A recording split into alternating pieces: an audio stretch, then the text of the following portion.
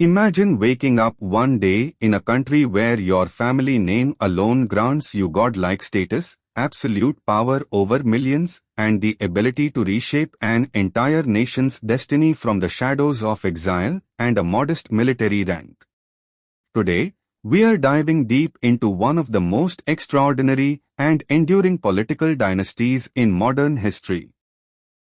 How a Soviet petty officer and guerrilla fighter named Kim Il-sung laid the foundation for a family that has ruled North Korea with iron-fisted control for over 7 decades, culminating in his grandson Kim Jong-un becoming the supreme leader. This is the story of the Kim family dynasty, built on myth, ruthless politics, Soviet backing, purges, nuclear ambitions, and an unyielding cult of personality that continues to shape one of the world's most isolated and enigmatic nations. Kim Il-sung, originally born as Kim Song-ju on 15 April 1912, in a small village near Pyongyang during the Japanese colonial period, came from a family with Christian influences and anti-Japanese sentiments. His father, Kim Hyong-jik, was involved in nationalist activities, and the family faced persecution, eventually moving to Manchuria in China. As a teenager, young Kim embraced communism, joined anti-Japanese guerrilla groups, and rose through the ranks fighting Japanese forces in the 1930s as part of the Chinese Communist Party's efforts in northeast China. His guerrilla activities, though often exaggerated in North Korean lore as epic victories, were part of a larger resistance movement. By the early 1940s, intense Japanese pressure forced him and his comrades to flee across the border into the Soviet Union. There, in 1942, Kim Il-sung joined the Soviet Red Army as part of the 88th Separate Rifle Brigade, a special unit composed of Korean and Chinese exiles trained for potential operations against Japan. He served as a captain, essentially a mid-level officer, sometimes referred to in contexts as a petty officer equivalent in naval terms, but here in the infantry, commanding a battalion. This period in the Soviet Far East near Khabarovsk was crucial. It wasn't the heroic solo command of vast armies that North Korean propaganda later claimed, but a structured role under Soviet command where he gained organizational experience, military discipline, and connections that would prove invaluable. He married Kim Jong-suk, a fellow guerrilla fighter who would later be mythologized as the Mother of Korea, and in 1941 or 1942, their son Kim Jong-il was born in the Soviet Union, though official biographies would rewrite this as a miraculous birth on the sacred Mount Paktu with double rainbows and other omens. When World War II ended with Japan's surrender in 1945, the Soviet Union occupied the northern part of the Korean peninsula, divided at the 38th parallel with the United States taking the south. The Soviets needed a reliable Korean leader who was loyal, anti-Japanese, and ideologically aligned.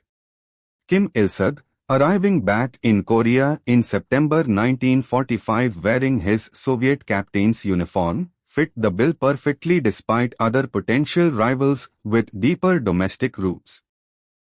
He quickly rose as the Soviets installed him in leadership positions, heading the Provisional People's Committee. By 1948, the Democratic People's Republic of Korea (DPRK) was formally established, with Kim Il-sung as its first premier.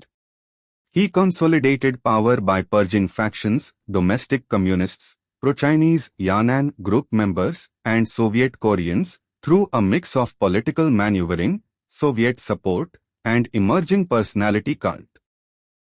The Korean War in 1950 was a pivotal, devastating chapter.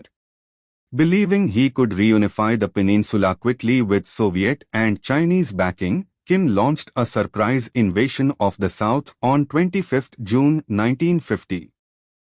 Initial successes pushed South Korean and UN forces back, but the intervention of US-led UN troops and Chinese volunteers turned it into a brutal stalemate. The armistice in 1953 left the country devastated, millions dead, and the peninsula divided. Yet, Kim emerged from the war having used the conflict to further eliminate rivals and strengthen his grip. In the post-war years, he rebuilt North Korea with Soviet and Chinese aid, emphasizing heavy industry, Juche ideology of self-reliance, which he developed as a blend of Marxism-Leninism, Korean nationalism, and his own thoughts, and an ever-expanding cult of personality portraying him as the great leader, father of the nation, and near-divine figure. Statues, portraits in every home, mandatory study sessions, and songs praising him became ubiquitous. Kim Il-sung's family life was complex. His first wife Kim Jong-suk died in 1949, and he later married Kim Song-ae. He had several children, but it was his eldest son with Kim Jong-suk, Kim Jong-il, who was groomed for succession. Kim Jong-il was born on 16 February 1941 or 1942 per some accounts, and spent his early years in the Soviet Union before returning to North Korea. Officially, his biography is filled with legends of genius and revolutionary prowess from childhood. In reality, he studied in Pyongyang and later at Kim Il-sung University, rising through party ranks in the 1960s and 1970s, particularly in the organization and guidance department and propaganda apparatus. By the 1970s, Kim Il-sung had decided on hereditary succession, unusual in communist states, designating Kim Jong-il as heir around 1974, formalized at the 1980 Party Congress. This move sidelined other relatives like Kim Il-sung's brother Kim Yong-ju and half-brothers line. Kim Jong-il, known as the Dear Leader, built his power base meticulously while his father was still alive. He oversaw the military, arts, and propaganda, producing films and operas that glorified the family. He was instrumental in creating the 10 principles for the establishment of a monolithic ideological system, which demanded absolute loyalty to the Kim family above all else, even the party. When Kim Il-sung died on 8 July 1994, from a heart attack at age 82, Kim Jong-il took over amid a devastating famine known as the Arduous March in the mid-1990s, caused by the collapse of Soviet aid, economic mismanagement, and natural disasters. Estimates suggest hundreds of thousands to millions died of starvation, yet the regime maintained control through repression, aid diversion, and the Sungun military-first policy that prioritized the army. Kim Jong-il's rule saw the development of the nuclear program as a deterrent and bargaining chip, with the first nuclear test in 2006. Kim Jong-il's personal life involved multiple relationships. His official consort was Ko Yong-hui, a Japanese-born ethnic Korean dancer who became highly influential. They had 3 children, Kim Jong-chul, Kim Jong-un, and Kim Yo-jong. Kim Jong-un, born on 8 January 1983 or 1984, grew up in luxury within the isolated elite world of Pyongyang's palaces, with access to imported luxuries, cars, horses, and entertainment like Hollywood movies and NBA games, particularly idolizing Michael Jordan. Unlike his siblings, he was chosen as successor after his older half-brother Kim Jong-nam fell out of favor, famously detained in Japan in 2001 trying to visit Disneyland on a fake passport, and his full brother Kim Jong-chul was seen as too soft or uninterested in power.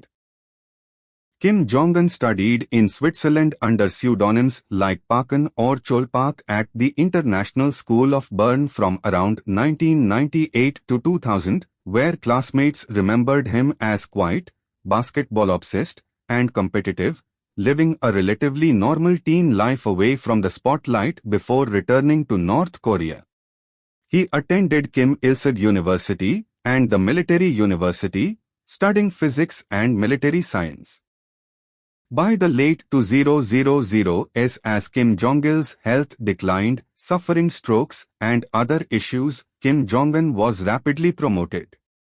In 2009 to 2010, he received high military ranks, including 4-star general in September 2010, and began accompanying his father on inspections. When Kim Jong-il died on 17 December 2011, from a heart attack while traveling by train, the 27 or 28-year-old Kim Jong-un assumed power with surprising smoothness, backed by key military and party figures. North Korean media quickly built his cult, calling him the great successor and respected general. He consolidated power aggressively in the early years, purging and executing his uncle Jang Song-thaek in 2013 for alleged treason, who had been a powerful regent figure with China ties, elevating the Workers' Party of Korea again as a central institution and accelerating the nuclear and missile programs, achieving significant advancements including ICBM tests and hydrogen bomb claims. Under Kim Jong-un, North Korea pursued a Byung-gene parallel development of nuclear weapons and economy, later shifting emphasis. He introduced limited market reforms allowing some private enterprise to stabilize the economy post-famine, leading to visible growth in Pyongyang and informal markets, though sanctions and COVID-19 lockdowns strained it. His leadership style mixes brutality, executions of high officials, including defense ministers and relatives, with pragmatic outreach, such as summits with South Korean President Moon Jae-in and US President Donald Trump in 2018 to 2019, though denuclearization talks ultimately stalled.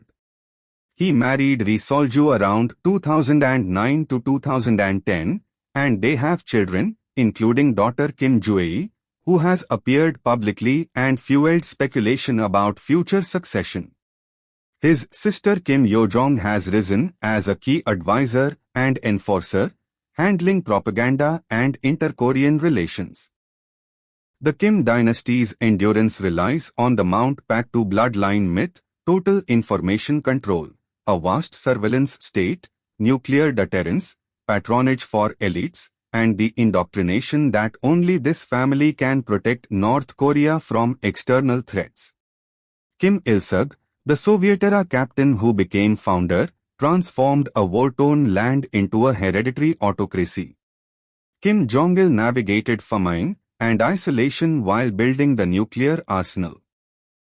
Kim Jong-un, the Swiss-educated youngest son, has modernized the military, engaged the world selectively, and ensured the dynasty's third generation holds firm amid sanctions, isolation, and internal challenges. From a petty officer in the Red Army to supreme leader commanding one of the world's largest armies and a nuclear state, the Kim family's journey is a testament to calculated ambition, propaganda mastery, and the perils of absolute power concentrated in one bloodline. This dynasty has defied expectations of collapse for decades, shaping not just North Korea but global geopolitics in profound ways, leaving the world watching what the next chapter in this extraordinary family saga will bring. The story continues, written in the lives of millions under their rule.